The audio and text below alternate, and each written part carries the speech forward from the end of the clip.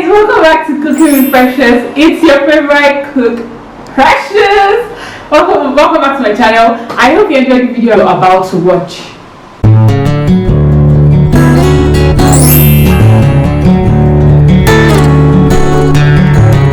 So guys, these are the ingredients you're going to need for this recipe. You're going to need your chicken, goat meat, onions, ogiri. I'm sorry, I don't know the English name, and it smells. So that's why it's in four. I don't want this place to be smelling. It's already smelling. So yeah, that's ogiri, but it does wonders to your food. It takes your egusi from 6 to 10, like real quick. Trust me. Then this is tomatoes. Then this is your egusi paste. It's just blended egusi with water, small water, to get this texture. Then this is crayfish. Then this is turmeric, ginger, pepper, and garlic.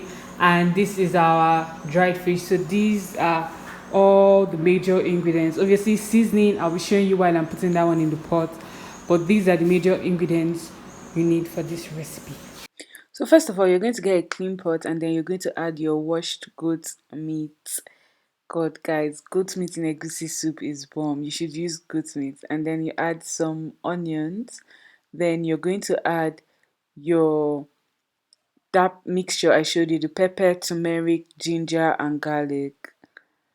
Just add a bit of it, not everything. You can use everything if you want, but I didn't want to use everything. So at this point, before you start cooking your goat meat, you just add 2 cubes of Maggi. Before you even add water, just 2 cubes of Maggi, and then you would now add your thyme and any other seasoning you have. So I added 2 cubes of Maggi, then I added my thyme. So then for more seasoning, I just added this all-purpose seasoning. You can get it if you're in Nigeria, you can get it in Amigos or Best Buy, or like just check around supermarkets in Abuja and you would see it. So I just added some of it, and I think that's all the seasoning I used. Actually, no, this is ginger powder. I'm so sorry. I added ginger powder as well. And then I added curry, my famous curry powder. Not mine, my mom's famous curry powder that I said is really good. So that was all the seasoning I used for this recipe. I know you guys are wondering what of salt. Don't worry, we're going to add salt, but not now. Don't worry, we'll get there. Calm down, calm down.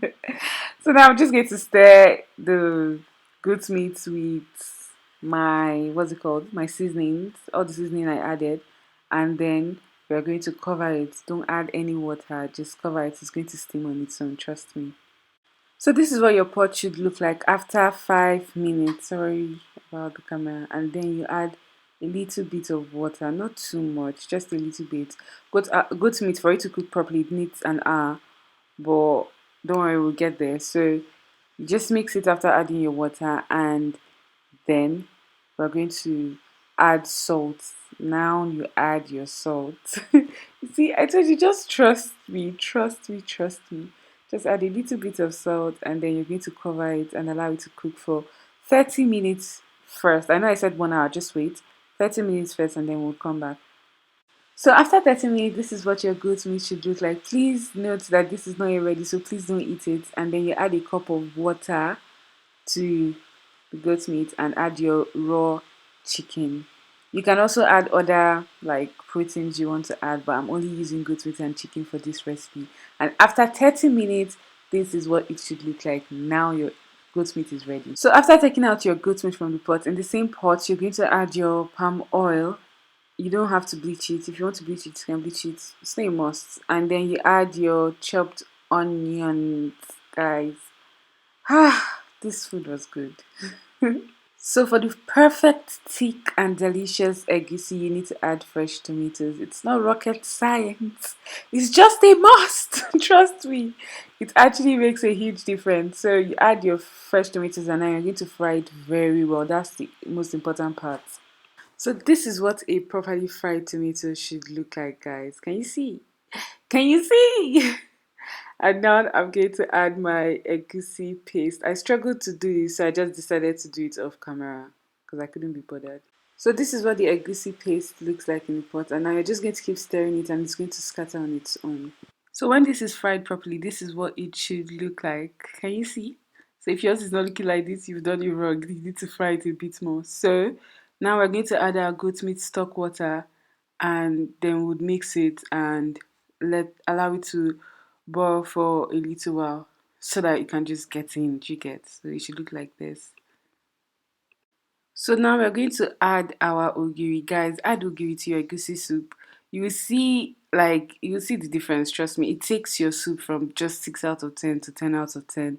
I don't know why. It has a horrible smell, but when it like dilutes into your food, like it actually brings out the taste and the flavor, especially in egusi. I'm not saying in your stew, ew. Don't put it in your stew, but yeah. I might try it in my stew and then I'll get back to you guys. So I now just added my crayfish. I made a mistake. I would have fried my crayfish with. It's not really a huge mistake, but I would have fried my crayfish with my tomatoes and egusi. But I was filming in the night and I forgot. So give this video a thumbs up because it was not easy. Anyways, so it's not like a crime. You can just add it into the boiling egusi and it should be fine. Trust me. And then I just decided to add a bit more because I really like crayfish. If you've been on this channel for a while now, you know that crayfish to me is a very important ingredient. Like, it's as important as onions. So as you can see, our egusi is coming together. It has boiled and he had a lot of water, so the water has dried, and now I'm just adding my dried fish. Guys, can you see how beautiful this pot looks? Like, we've never added our ugu leaf, and see how it's looking already. Clap for me, please. Clap for me. In my dried fish, I boiled it in a separate pot. No offense to those that use dried fish water in their soup. I just feel like it changes the taste because dried fish just has this taste.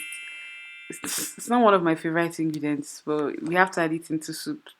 So I just didn't want the water to mix and ruin my egusi for me. So I just decided to boil it in a separate pot. And when it was boiled, I just transferred only the fish and threw away the water. My mom found out I threw away the water and started beginning to be a serious issue. Because she's one of the people that likes dried fish water in her soup. But anyways, now we're just going to add our boiled goat meat. Guys, use goat meat for egusi. Try it. Like, you can still be using beef, but try goat meat and see. Like, goat meat, I feel like for egusi is just the best. And now I'm adding my chicken as well, my boiled chicken. This soft chicken, so as you can see, just pieces along the way. Along the way. But anyways, now we're just going to mix it in. And can you see this beauty? Can you see how our pot is coming together? Can you see how our soup is coming together? Make sure you try out this recipe, guys. Make sure you try out my thick egusi soup recipe. Please, guys, try it out and get back to me. So for further garnishing of our delicious egusi soup, we're going to add ugu leaf into the pot. And make sure you don't allow it to cook too much, if not it's going to change the flavor and ruin everything. So just a bit, allow it sitting there for a while. Like 2 minutes is fine. After 2 minutes, and after 2 minutes, our thick egusi soup is ready. Guys, it was delicious. I enjoyed it. Try out the recipe. I hope you enjoyed that video. If you did, like this video, share the video, and don't forget to comment down below if you tried out the recipe.